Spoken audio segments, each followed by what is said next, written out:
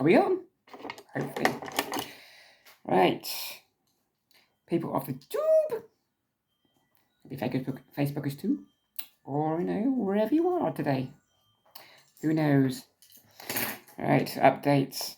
I know you get bored of this, but never mind. Where do we start?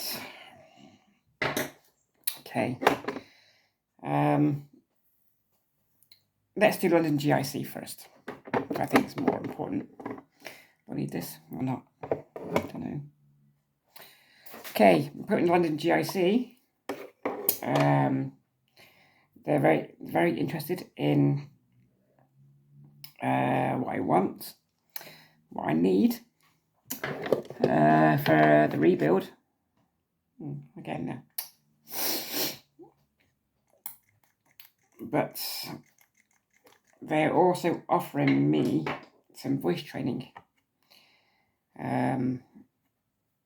But to be honest, I am sort of comfortable with my own voice moments. But there's always room for improvement, I think. So sort of sounding a bit boomy, even though I've got just get over a cold, chest infection, throat infection, or hoo-ha stuff. So it's time for rebuild. They also say if Brighton say no, then they're willing to offer me counselling, either on Zoom or from someone from here, which is good too.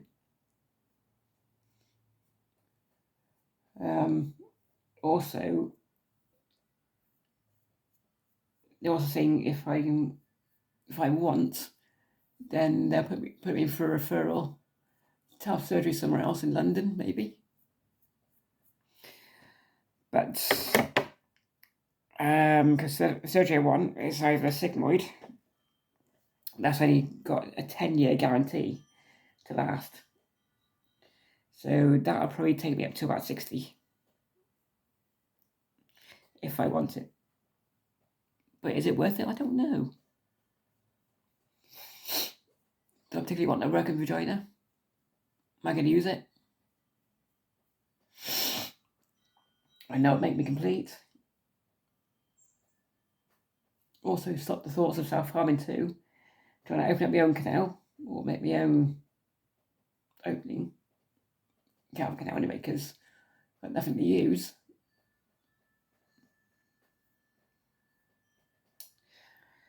So I think some question for what I want. For Brighton, they're saying no. They don't do the sigmoid or the perineum pull. Now, I'm assuming that it's going to be a bit of a risk for any surgeon to take on. So the only thing I can do is go overseas with funding what I haven't got. I've done over there. So my question, is it really worth it? I haven't done. Don't know.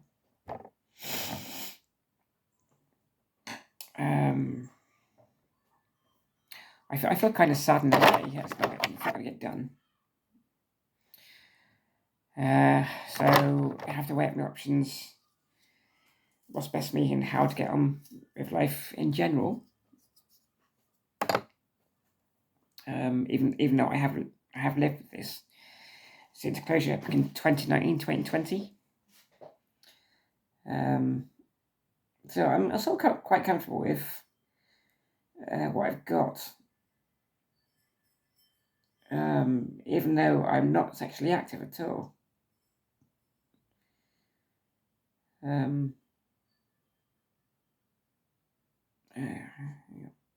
with me, I've got to try and dim my eyes without blinking.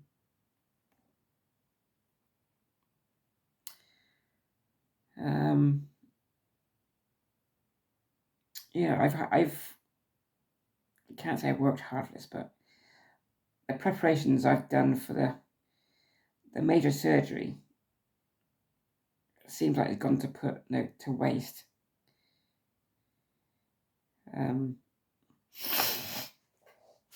So I'm still thinking it's all Brighton's fault, because obviously they didn't fix me properly. With the fistula inside, which is a small hole deep inside canal, which also when I went to wash out after dilating, it let in water and stayed there in another cavity between I think the perineum and the rectum, which according to my surgeon he's never seen before at all.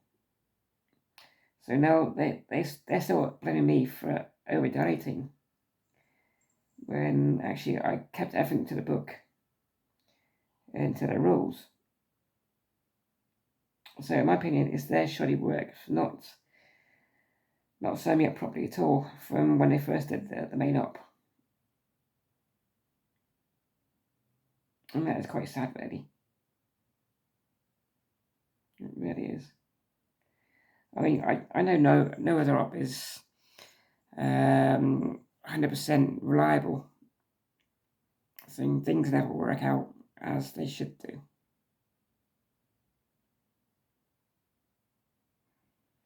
It's such a shame.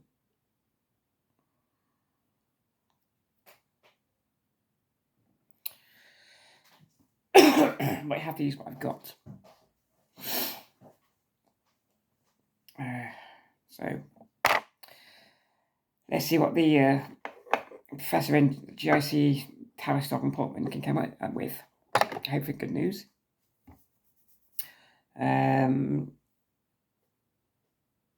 think I might go for medical negligence, but that means getting a good lawyer, maybe stand up in court and explain the timelines and the storyline of what went on, what went wrong, how do I feel about this and that. But I don't think I'm emotionally strong enough to go through that. But who knows? People say, yeah, go on, do it. It might set you up, might have a good payout so you can go get yours done abroad. But even if they get abroad, is it going to be the same? Is it going to work out for me? That's what I've got to think about for myself.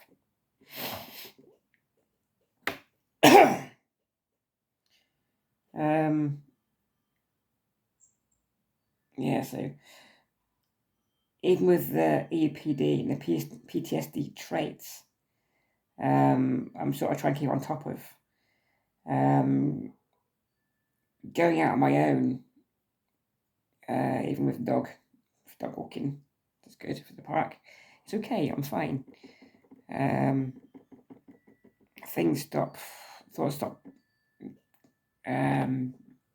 being too intense like it used to be. Which is progress for me too.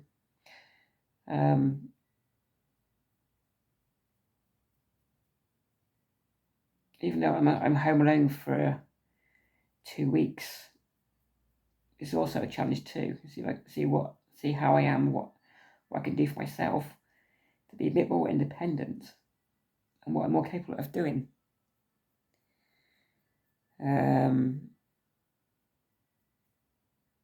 So I can bring my mind back on track or memory. All about thoughts and think about how myself, which I'm not doing anymore, which is good.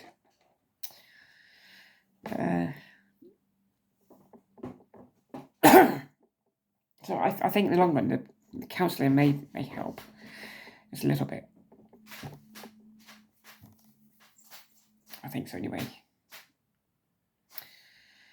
So, what's next? I think I did for makeup, I think. Don't need any more, I don't think. No. What I can do is just make them fashion, try to make myself look comfortable. What I got. Yeah, I now have new eyeshadows. A birthday present from my mother-in-law. It's very kind of her. It was all good. I think so too.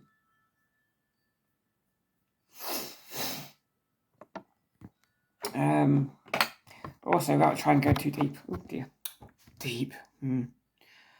I'm still trying to I mess my foundation. I'm still trying to keep away from the back door area too, because some sort of, how can I explain it? Some sort of mindset says it's no good for you. You don't need this anymore. You don't have to please anyone at all. You've got to try to please yourself. Which I'm trying to do too. So I'm trying to narrow it down now to maybe once a month if need be, if I get frustrated. But I can find other ways to be intimate. I have to be. Maybe I'm just not into guys anymore. Who knows? They do say when you go from female to male to female through transition, that your sexuality does change. You see a big change.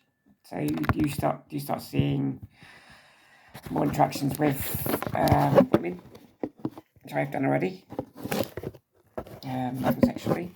It's not like I'm married.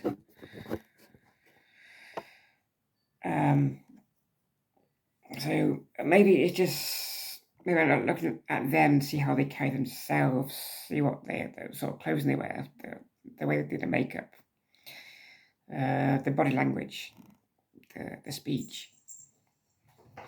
So I think that's what mainly I'm looking at, is how they carry themselves.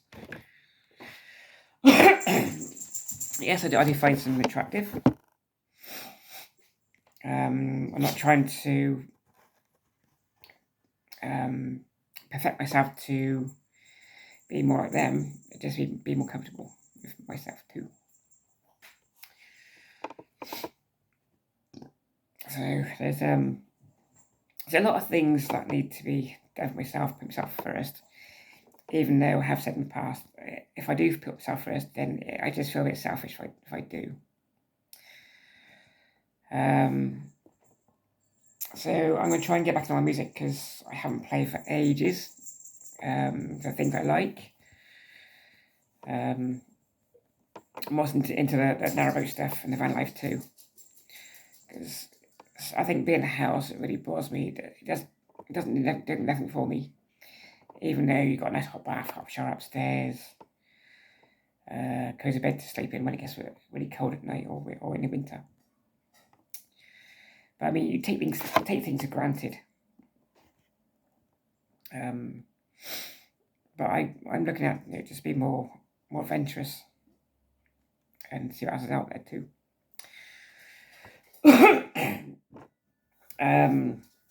As for the other channel, Wheelie's World, we will do more on that again soon. Just we haven't. Will you behave yourself, mister? We haven't been anywhere yet. That's to do with more interesting things, more trace places. But we will be back soon, hopefully. Did I write down some more areas I want to go and visit or explore? So please bear with us on that. If you like, go like us on that channel too, Wheelie's World. Even though you've got 43 subscribers, give it a subscribe, a like, and a thumbs up. Even to this channel too. Yeah, I do thank you all for liking my videos and what I do. Even though I do go about mental health and my stage of transition and stuff, it all works out for me. It's mainly just a diary at the end of the day and how I feel about myself. Okay. Right, I'll leave it there and I'll talk to you all soon. And thank you all again for your kindness, your support. Okay, we're back soon. Bye for now.